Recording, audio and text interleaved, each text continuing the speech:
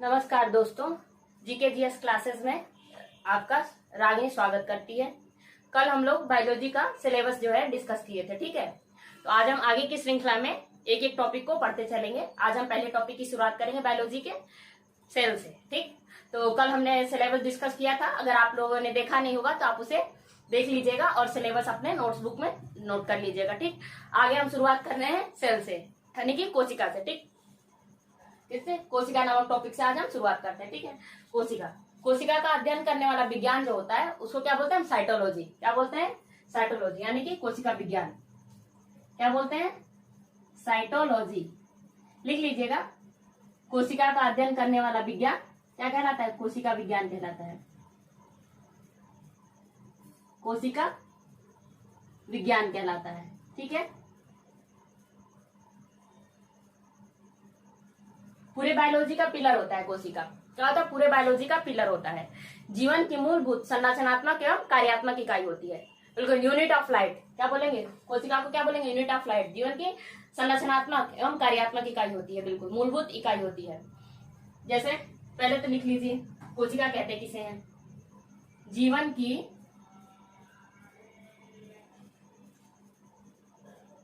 Definition इसकी क्या हो जाएगी? जीवन की संरचनात्मक एवं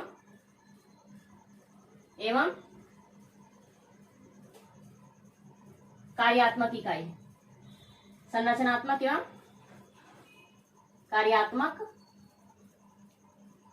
कार्यात्मक संरचनात्मक एवं कार्यात्मक इकाई।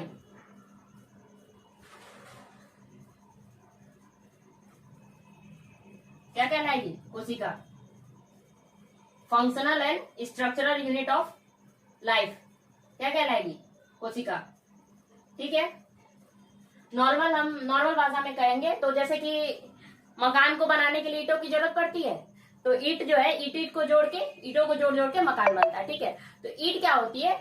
मकान के लिए एक कोशिका का कार्य करती है। उसी तरीके से पूरी बॉडी के लिए जो है ये कोशिका जिम्मेदार होती है, ठीक है। कोशिका से मिलकर के उत्तक बनते हैं, कोशिकाओं से मिलकर उत्तक बनते हैं, फिर उत्तकों से मिलकर अंग बनते हैं, अंगों से मिलकर अंग तंत्र बनता है, फिर पूरे अंग तंत्र के मिलकर के पूरी बॉडी बनती है, ठीक है।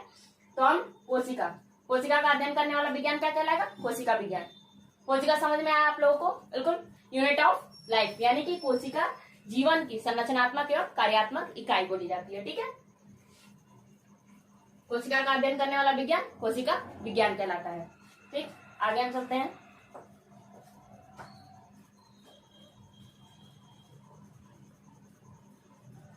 लिखते चलिएगा आप लोग साथ में, बिल्कुल बेसिक से पढ़ेंगे हम, बिल्कुल शून्य से शुरुआत करेंगे। कोई डाउट होगा, कुछ भी होगा, कमेंट सेक्शन में आप लोग कमेंट करके पूछ सकते हैं।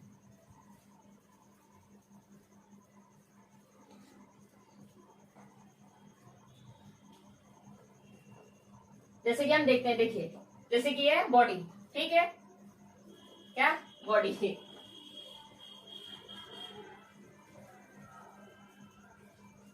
बॉडी, ठीक है। किससे मिलकर बनेगा? ऑर्गन से मिलकर बनेंगे। ऑर्गन यानी अंग, ठीक है। फिर उसके बाद अंग किन से मिलकर बनेंगे? टिश्यूज यानी ऊतक।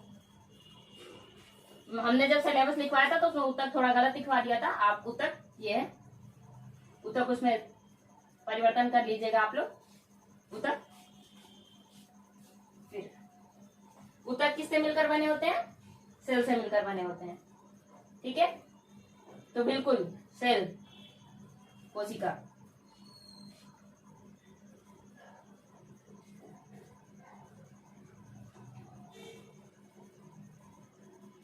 आप लोग देख रहे हैं कोशिका बिल्कुल केंद्रीय भूमिका निभा रही है, ठीक है। क्या है यहाँ? इसको हमें पढ़ना है। कोशिका बिल्कुल क्या कर रही है? केंद्रीय भूमिका निभा रही है। कोशिका से मिलकर उत्तक बन रहा है, उत्तक से मिलकर अंग बन रहा है, अंग से मिलकर बॉडी बन रही है, ठीक है। हमें क्या पढ़ना है? कोशिका क्या होती है? केंद्रीय भूमिका निभाता है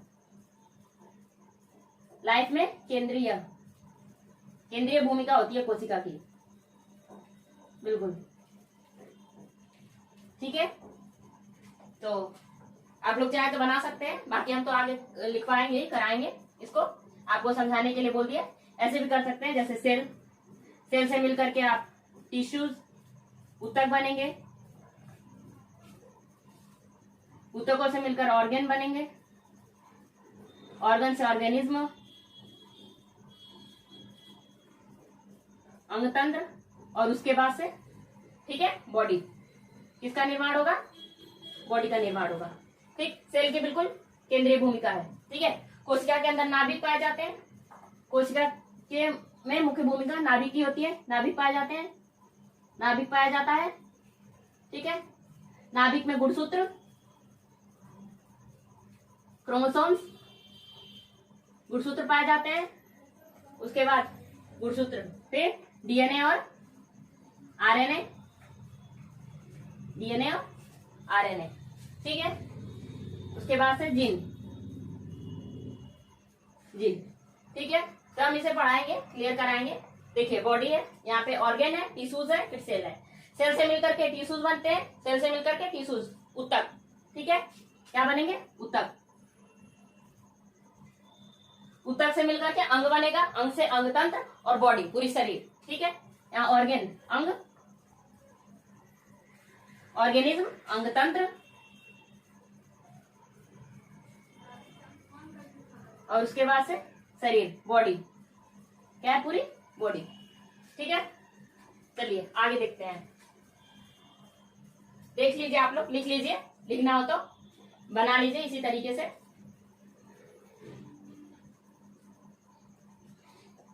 ठीक है, आगे बढ़ते हैं हम। कोशिका की खोज किसने की थी? ये तो सबको पता होगा, नॉर्मल सी बात है, नॉर्मल क्वेश्चन है। बिल्कुल बेसिक से शुरुआत करेंगे, बिल्कुल शून्य से। कोई भी डाउट होगा, कुछ भी होगा, आप लोग कमेंट सेक्शन में कमेंट करके पूछ लीजिएगा। ठीक है, इसे हम डिटेल में कराएंगे। अभी हमने सिर्फ समझाया है फिगर बना के। ठीक है, एक बार और यहाँ देख लीजिए आप लोग, इसको देखते चलेंगे तो ज्यादा सही रहेगा। सेल है, सेल से मिलकर के ऊतक बने हैं, इसे भी हम कराएंगे, बारी बारी सब कुछ क्लियर कराएंगे। ऑर्गेन बनेंगे, ऑर्गेनिज्म रहेगा, अंगतंत्र, इसे क्लियरिटी आएगी क्या क्या है। ठीक है, उसके बाद से बॉडी। ठीक है, बॉडी हम पढ़ रहे हैं। कोशिका,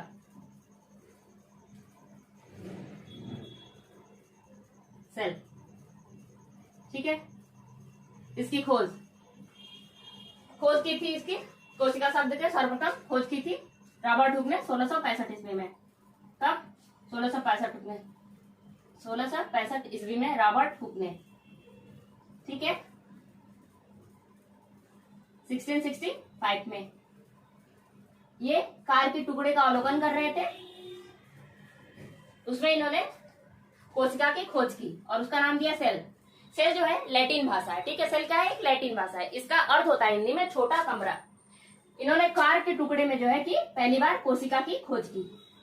कार का टुकड़ा, कार क्या होता है? वृक्ष की छाल का एक पदार्थ होता है, वृक्ष में पाए जाने वाला एक पदार्थ होता है, जो कार में इन्होंने क्या की थी? कोशिका की खोज की थी पहली बार। तो ये निर्जीव में की थी। ठीक है, क्या है? निर्जीव। लेकिन सर्वप्रथम इन्होंने ही बताया था, तो इसलिए इन्हें भी कोशिका का खोजकर्ता कहा जाता है। ठीक है, निर्जीव में इन्होंने कोशिका की खोज की थी, लेकिन सर्वप्रथम इन्होंने कोशिका के बारे में बताया था, कोशिका शब्द दिया था, इसलिए इन्हें कोशिका का खोजकर्ता कहते हैं। रॉबर्ट हुक को क्या कहते हैं? कोशिका का खोजकर्ता। ठीक है, कोशिका का खोजकर्ता क्या बोलेंगे? कोशिका का खोजकर्ता। ठीक है, निर्जीव जीव में। अब सजीव में कोशिका की खोज किसने की थी? यानी जीवित जीव में कोशिका की खोज, जीवित जीव में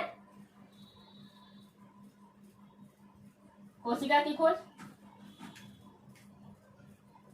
जीवित जीव में कोशिका की खोज।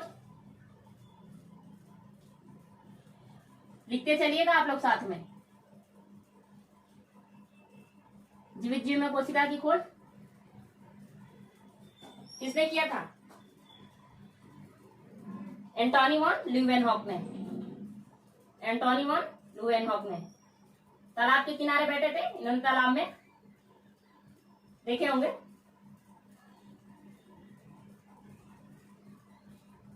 एंटोनी वॉन ल्यूवेनहॉक ने।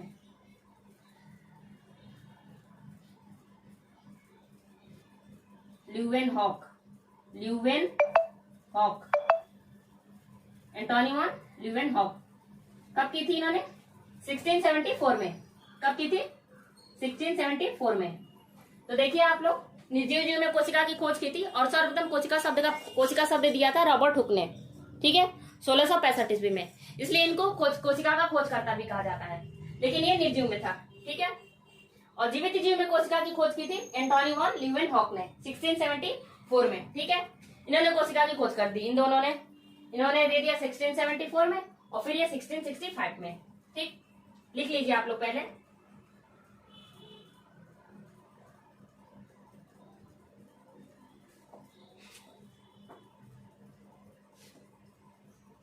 लिख लीजिए आप लोग। कोशिका, कोशिका विज्ञान, कोशिका जो है टिश्यूज से मिलकर, कोशिका से मिलकर टिश्यूज बने हैं ऊतक, फिर टिश्यूज से मिलकर ऑर्गन बने, अंग, अंग तंत्र, और उसके बाद से पूरी बॉडी का निर्माण हुआ है, ठीक है। आगे हम पढ़ेंगे कोशिका। कोशिका की खोज किसने की थी? जीवन की मूलभूत और कार्यात्मक इकाई क्या कहलाएगी? कोशिका कहलाएगी, ठीक है। कोशिका की खोज किसने की थी? रॉबर्ट हुक ने 1665 में, ठीक। इन्हें कोशिका का खोजकर्ता कहा जाता है, ठीक। लेकिन जीवित जीव में कोशिका की खोज पहली बार किसने की थी? एंटोनी वॉन ल्यूवेनहॉक ने। किसने किया था? एंटोनी वॉन ल्यूवेनहॉक ने, ठीक है, 1674 में। तब किया था? 1674 में, ठीक है। हो गया। आगे बढ़ते हैं हम। दो वैज्ञानिक और आते हैं, क्या नाम है? स्लाइडेन और स्वॉन, ठीक है। आगे आते हैं दो वैज्ञानिक और, स्लाइडेन और स्वॉन, 1839 में, 1839 में स्लाइडेन और स्वॉन आते हैं और वो कोशिका सिद्धांत क्या दिया उन्होंने? कोशिका सिद्धांत दिया, कोशिका सिद्धांत का प्रतिपादन किया। कब? 1839 में। तो आगे हम लिखते हैं कोशिका सिद्धांत, सेल थियरी, कोशिका सिद्धांत, इसे कोशावाद भी बोल सकते हैं, कोशिका सिद्धांत।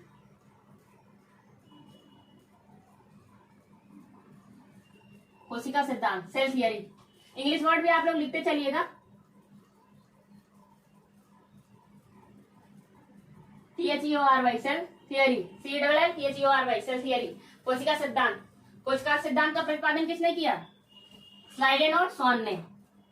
स्लाइडेन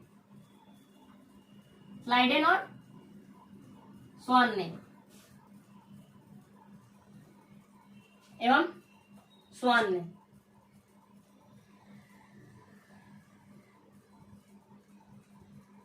कब? 1839, ठीक है।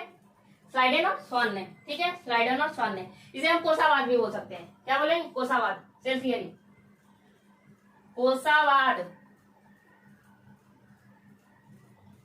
ठीक है, कोशावाद, ठीक है। कोशिका सिद्धांत का प्रतिपादन दिया। अब इन्होंने तीन प्रकार के सिद्धांत दिए, तीन प्रकार की बात कही, तीन बात कही इस कोशिका सिद्धांत में, ठीक है। कौन कौन सी बात कही? कोशिका जीवन की क्या है? संरचनात्मक इकाई है, हमने बताया। क्या? कोशिका जीवन की संरचनात्मक इकाई। लिखते चलिएगा आप लोग। कोशिका जीवन की संरचनात्मक इकाई है।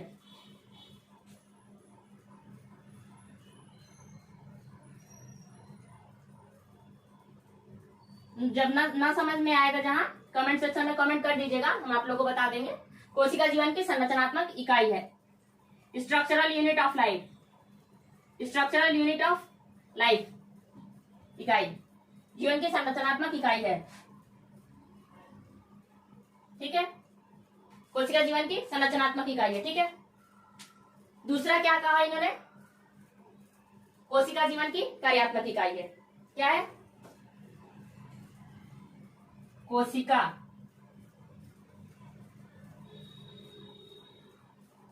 जीवन की कार्यात्मक इकाई, कार्यात्मक इकाई है। क्या है? Functional unit of life, functional unit of life, cell functional unit of life.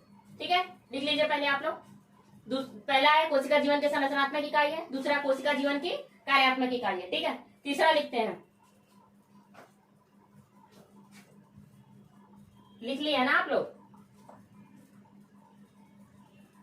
देख लीजिए पहले।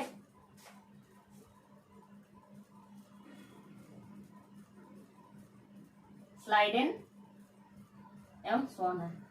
ठीक है, 1839 में। ठीक है, स्लाइडेन और स्वॉन है। ठीक है, लिख लीजिए आप लोग।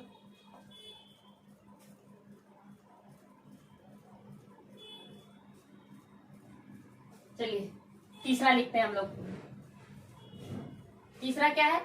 जो नई कोशिकाएं हैं उनकी जो उत्पत्ति है वो सिर्फ पुरानी कोशिकाओं से ही होती है। ठीक है, नई कोशिकाओं की उत्पत्ति पुरानी कोशिकाओं से ही होती है। तीसरा इन्होंने दिया,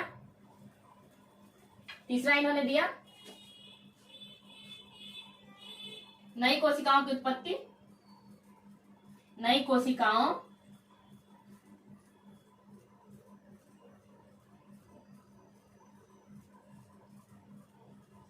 की उत्पत्ति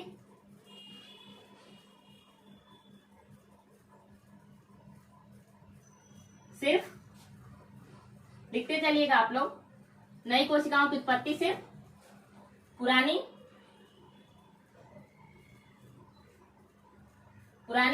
कोशिकाओं के विभाजन से होती है। पुरानी कोशिकाओं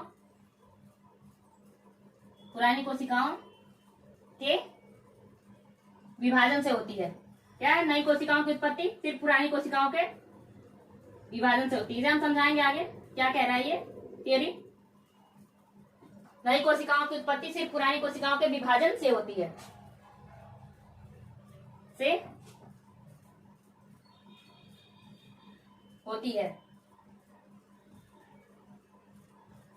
ठीक है, इसे लिख लीजिए आप लोग।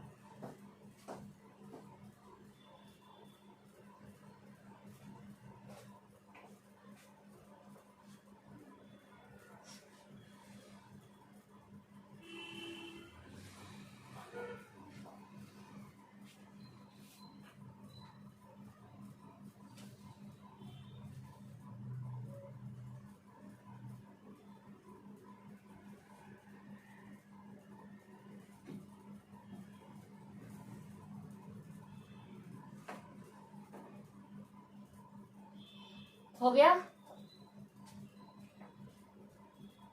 कोशिका। तो हमने क्या क्या पढ़ा?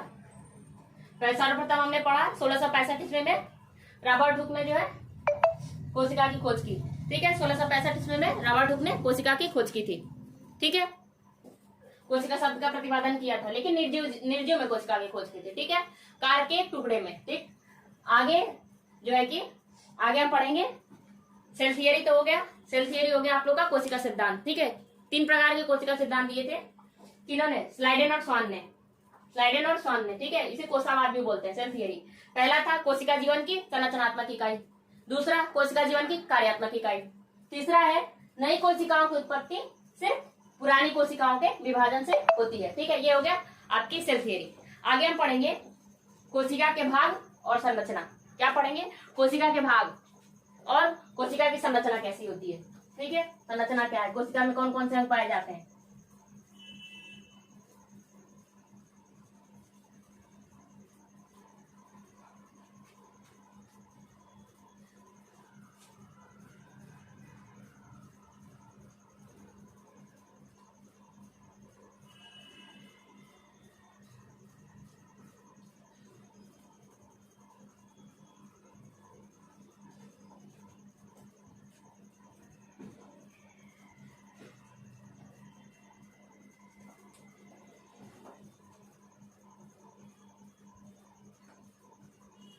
हमने क्या पढ़ा?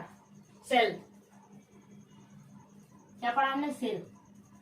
कोशिका जीवन की क्या है? कार्यात्मक इकाई और संरचनात्मक इकाई। अब संरचनात्मक इकाई जीन को माना जाने लगा है, लेकिन फिर भी अभी से कार्यात्मक और संरचनात्मक इकाई ही हम पढ़ेंगे, ठीक है। संरचनात्मक इकाई वैसे तो जीन को माना जाने लगा है, लेकिन हम इसको पढ़ेंगे संरचनात्मक एवं कार्यात्मक इकाई हम यहाँ लेके चलते हैं, क्योंकि बहुत सारी किताबों में यही दिया हुआ है, ठीक है। यही है। और फिर अभी आगे हम करते हैं सेल। सेल में क्या पाए जाएंगे? सेल में पाया जाता है नाभिक। क्या पाया जाता है? नाभिक, न्यूक्लियस, केंद्रक बोलते हैं इसको, केंद्रक भी बोलते हैं, नाभिक, न्यूक्लियस, ठीक है। इसको कोशिका का प्रबंधक भी बोला जाता है। क्या बोलते हैं? Manager of the cell. कोशिका का प्रबंधक क्या बोला जाता है? कोशिका का प्रबंधक। पढ़ाएंगे, डिटेल में लिखवाएंगे हम इसे, अभी समझा रहे हैं, आप लोग बनाते चलिएगा। कोशिका का प्रबंधक, मैनेजर ऑफ द सेल, कोशिका का प्रबंधक, ठीक है। नाभिक, नाभिक में पाए जाते हैं गुणसूत्र, क्रोमोसोम्स,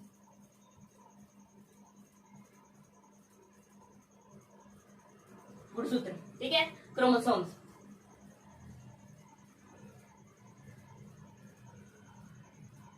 क्रोमोसोम्स, गुणसूत्र, ठीक है, गुणसूत्र। फिर डीएनए और जीन, फिर पाया जाता है डीएनए, डीऑक्सीराइबोज न्यूक्लिक अम्ल, और फिर डीएनए, फिर जीन, फिर जीन, ठीक है। ये नाभिक के अंदर गुणसूत्र, गुणसूत्र के अंदर डीएनए, गुणसूत्र और फिर डीएनए और फिर जीन, ठीक है, जीन पाए जाते हैं, ठीक। नाभिक, नाभिक की खोज किसने की थी? रॉबर्ट ब्राउन ने। किसने की थी? कोशिका का प्रबंधक बोला जाता है नाभिक को। नाभिक की खोज की थी, इसको केंद्रक भी बोलते हैं।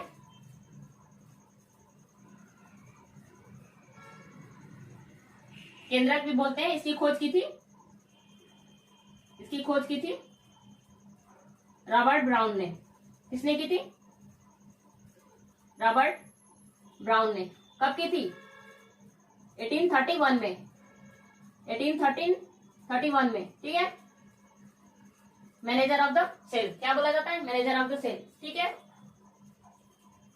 गुणसूत्र, क्रोमोसोम्स, गुणसूत्र की खोज किसने की थी? वॉल्टेयर ने। वॉल्टेयर ने। गुणसूत्र की खोज किसने की थी?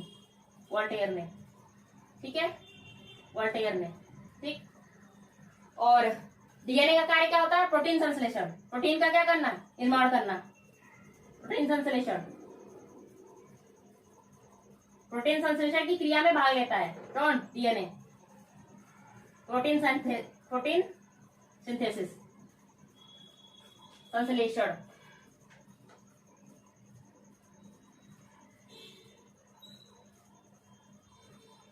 ठीक है। जीन और डीएनए, ठीक है। डीएनए क्या होता है?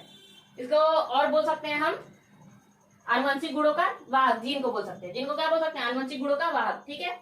जीन को हम क्या बोल सकते हैं? आनुवंशिक गुणों का वाहक। ये क्या होता है? जीन, आनुवंशिक गुणों का वाहक। आनुवंशिक गुण माता पिता से संतान में जाते हैं, ठीक है। इसको हम क्या बोलते हैं? आनुवंशिक गुणों का वाहक।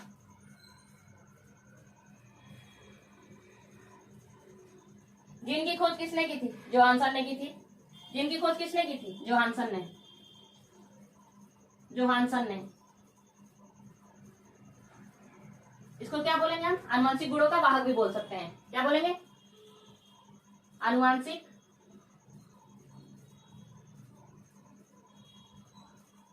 सब लिखते चलिएगा, सब इंपॉर्टेंट है। वैसे तो हम दिखाएंगे अभी, फिर भी इसको बनाते चलिएगा। आनुवंशिक गुणों का वाहक। जीन, आनुवंशिक गुणों का धारक, आनुवंशिक गुणों का धारक। वाहक है गुणसूत्र, ये आनुवंशिक गुणों को धारण करता है, ठीक है। आनुवंशिक गुणों का क्या बोलते हैं? धारक बोलते हैं। और वाहक किसे बोलते हैं? गुणसूत्र को। गुणसूत्र को क्या बोलते हैं? वाहक। आनुवंशिक गुणों का वाहक होता है। क्या होता है? आनुवंशिक गुणों का वाहक होता है। आनुवंशिक गुणों का वाहक होता है, क्या होता है? गुणसूत्र। अभी हम बोल देते हैं एक बार और,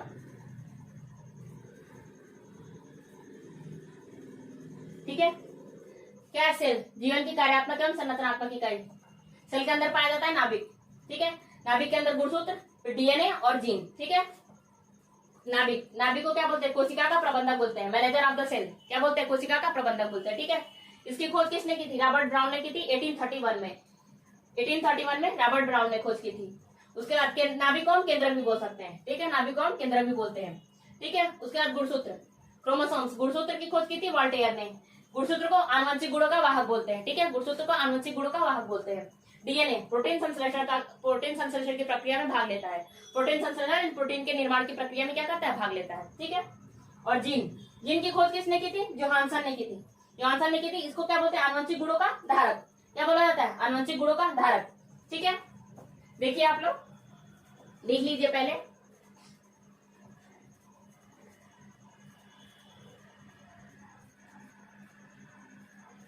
लिख लीजिए पहले आप लोग।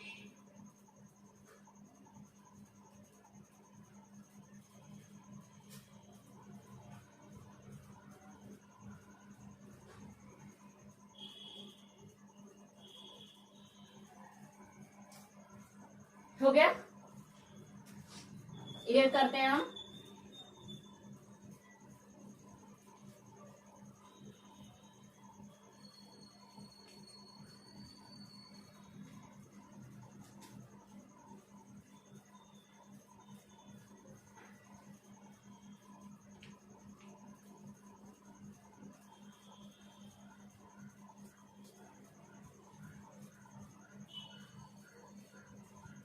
समझते चलिएगा आप लोग, बिल्कुल सुनने से शुरुआत किए हैं। समझते चलिएगा, लिखते चलिएगा साथ में, और हम अब स्टार्ट करेंगे। तो आज हमने क्या पढ़ा?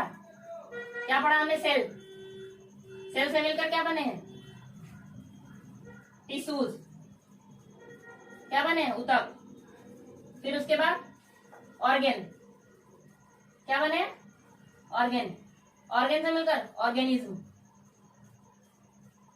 ऑर्गेनिज्म अंग तंत्र, और उसके बाद से बॉडी। तो सेल क्या कर रही है? पूरी बॉडी के लिए केंद्रीय भूमिका का कार्य कर रही है। सेल क्या कर रही है? केंद्रीय भूमिका का कार्य कर रही है। सेल से मिलकर ऊतक बन रहे हैं। हिंदी में भी लिख देते हैं, इंग्लिश में कुछ लोगों को प्रॉब्लम आती है। हिंदी इंग्लिश साथ में लेके चलेंगे, बायोलॉजी के इंग्लिश टर्म थोड़ा इंपॉर्टेंट होते हैं। ठीक है, ऊतक। सिलेबस में आप लोग ऊतक को थोड़ा सही कर लीजिएगा। ऑर्गेन, अंग। और पहला वीडियो अगर आपने सिलेबस नहीं देखा है तो सिलेबस देख लीजिएगा, हम उसी हिसाब से सिलेबस के हिसाब से कंप्लीट कराएंगे। और बाकी अगर कुछ छूट जाता है तो हम विविध मिसलेनियस में कंप्लीट कराएंगे।